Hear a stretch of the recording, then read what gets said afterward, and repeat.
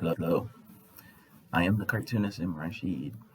I clicked off that last one before I finished my thought on the point of why you don't, why you're supposed to be slow to anger.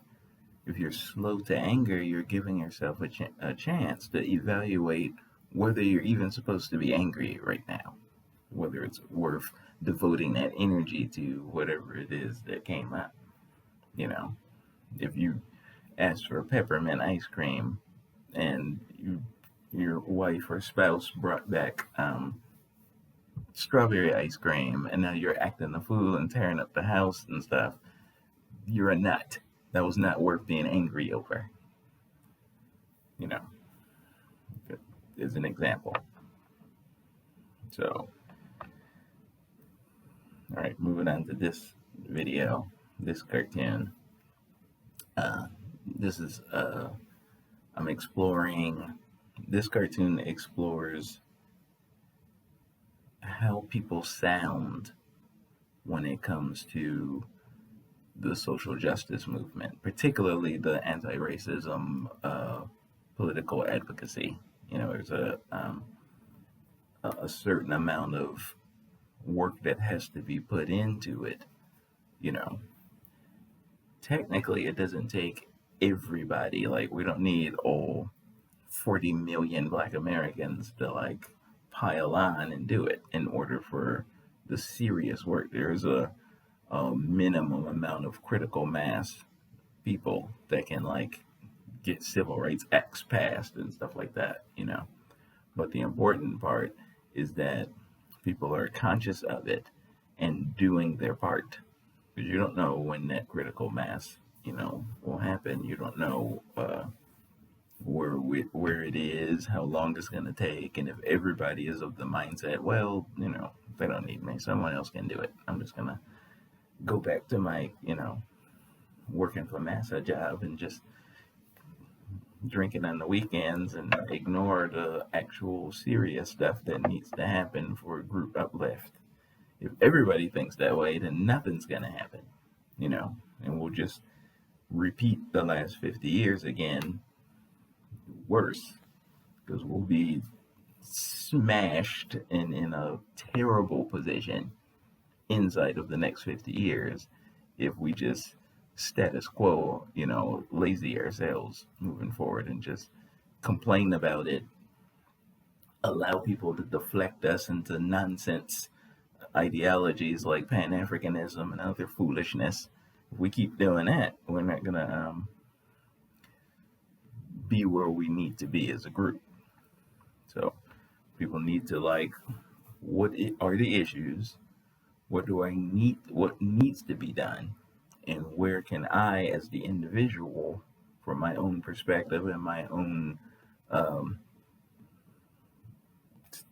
status, whatever type of status, educational status, wealth status, whatever, how can I help? You know, and then reach into the ADOS Foundation and see, where can I help? Where do you need bodies? Where do you need expertise so we can help move forward? You know, that's the kind of stuff that we, each of us as individuals of the group, need to be thinking, you know. Part of that is hard because sometimes, like, the integration era has created some kind of new personality types. Probably not new, but they stand out, you know, like the Krebs in a barrel concept is a major hallmark of the integration era, because remember, the integration era is designed to pretend that white monopolist corporate is complying to the 1866 Civil Rights Act. It's not. It's monopolizing those markets, destroying rival black businesses, and hiring a tiny percentage of Black Americans in those companies. Not even doing that anymore. Now they're just hiring immigrants and pretending, you know, but hiring a percentage of Black Americans in their companies and acting like that diversity, complies to the Civil Rights Act when it doesn't. The Civil Rights Act is specifically talking about uh, entering the markets in business in healthy competition. All of us, everybody, all groups in America are in healthy competitive, uh, partners in the markets. You know, get it where you get it, and the government can provide those social safety nets to make sure there is no poor. You know, but while we all you know, enjoy the wealth of industry and new innovation and stuff like that. Nobody has to be left outside. That's what it's supposed to be. It was the freed slaves who helped concoct that law that was looking out for everybody and especially the equity the former slave needed. You know, but the people who are already at the top, they didn't want that. So people who are on the side of the bad guy instead of on the side of their own people and by extension the health of the nation. If you're on the side of the people in power who are like hoarding wealth, then that means you just want whatever piece of that hoarded wealth that you can get, and now you don't want nothing to change because you fear that in the ideal situation you would either have to work harder or your specialty skills you developed as a brown noser of whiteness will no longer translate if everybody is free. If your specialty skills you built up over your career is how to get massa to like me so I can get this promotion, if that's how you function and it's the secret to your success, then you're my enemy. I have to keep a special eye on you because you will do anything. You'll shoot Malcolm. You don't give a fuck. Like, this is all I know, and I have to start all over again. You're a nut. So that's why, the Generation X, if we don't get this right and move forward in true progress, that what we need, then Generation X will represent a tragedy, a terrible story. Because we, went way off the rails and believed a whole lot of nonsense, and that we're completely disenfranchised. And ADOS is the spark of ADOS is our only hope in getting back to where we're supposed to be, getting back on that train. If you don't do it, and you spent the last 50 years or your adult years as Generation X developing specialty skills to make you a cog in that monster's machine, and that's all you know, and you get comfortable in it. I'm 50 years old. 50, 55, 60 years of comfort of being like that. Those are the skills you built. You don't know nothing else except how to brown nose whiteness and, get in there and like, my white folks are like this. Oh yeah? Well, my white folks are like this. Giggle.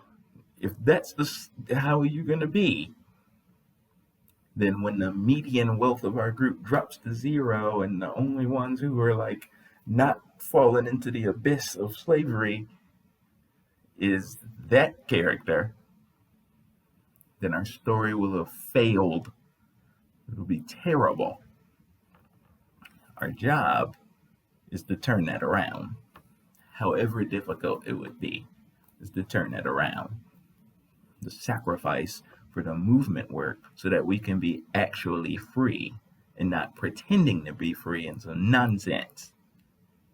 Nothing is worse than hearing the outlier decadent veil, not even at Antonio's decadent veil level of black celebrity. I'm talking about you're doing really well. You're not necessarily a celebrity, but you're doing really well in the trickle down crumbs of whiteness.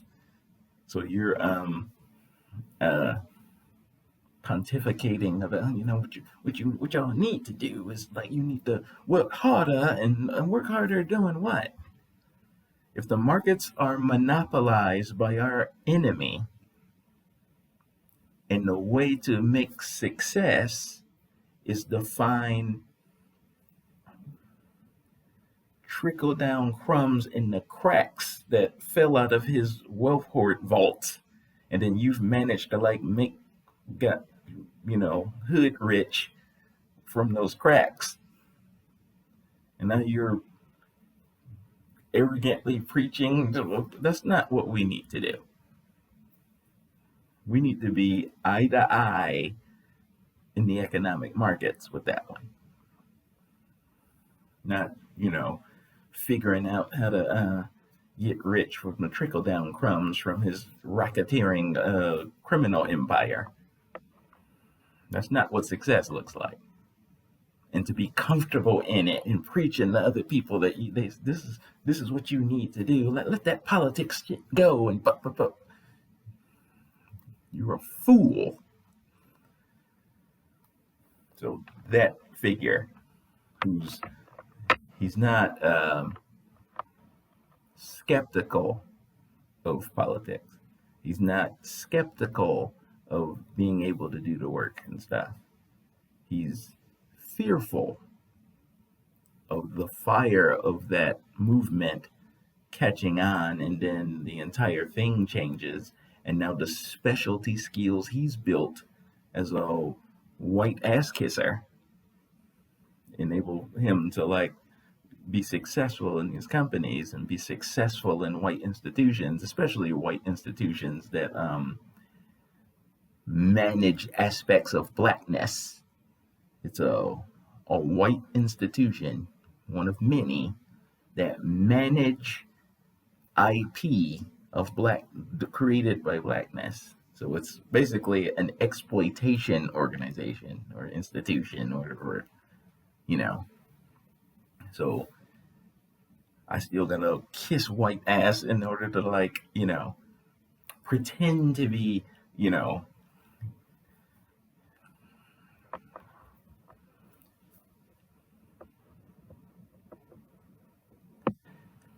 listen to me.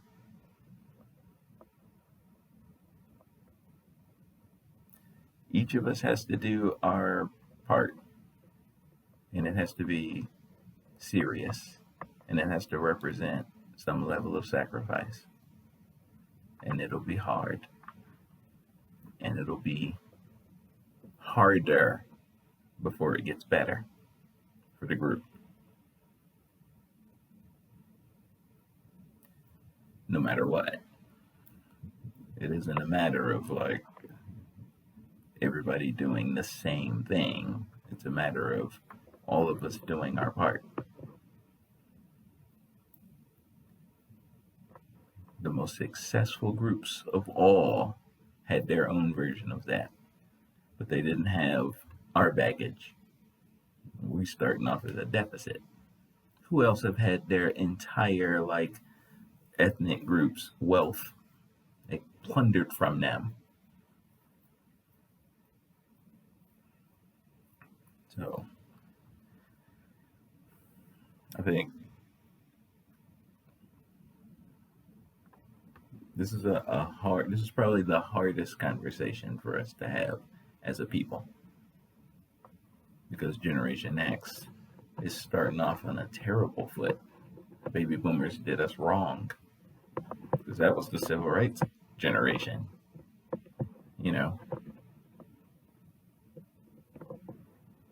I could see being demoralized when their most high profile soldiers were taken out, but soldiers get taken out.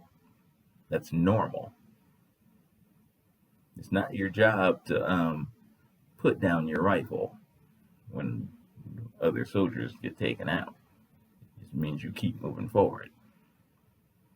Remember, the Black Americans are the ones that won the Civil War. They won that war for Lincoln and won our freedom in exchange, the rudimentary freedoms we possess today. Despite this, Were there deaths? Were there black colored troops who caught that ball bearing in the neck and died? Did they die? Of course they did. So when that happened, was it everybody else's job to like, oh no, and put your rifle down? Oh, okay, we give up because we didn't know motherfuckers was gonna die. No, people die. The movement work is serious. It's hard. It's gonna take sacrifice of time and money, and it'll be hard on everybody. And the deeper and more intense it gets, it'll get harder before it gets better for both us and the nation itself. But it's worth to do that work. The alternative is the end game is to return us to chains. That's why it can look that way with the water situation in Jackson, and your president literally doesn't give a shit. He wants you to die. He wants it to tip all the way to the other side so his family can own slaves again. He wants that shit. You haven't had any good presidents. You don't know what that looks like. So when they win and you're dancing on your cars and all that shit looking crazy, the only thing you should be dancing over is freedom.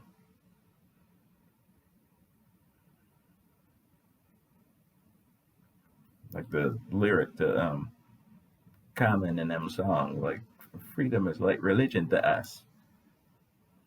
It's been a long time. The fight isn't over yet. Getting a good job in a white company the fight hasn't been won. That's a bamboozle. They're tricking you. The only thing you need to say is what is my part and when do I need to do, and let's get it done. Anything other than that is you're a monster working for the bad guy. Peace.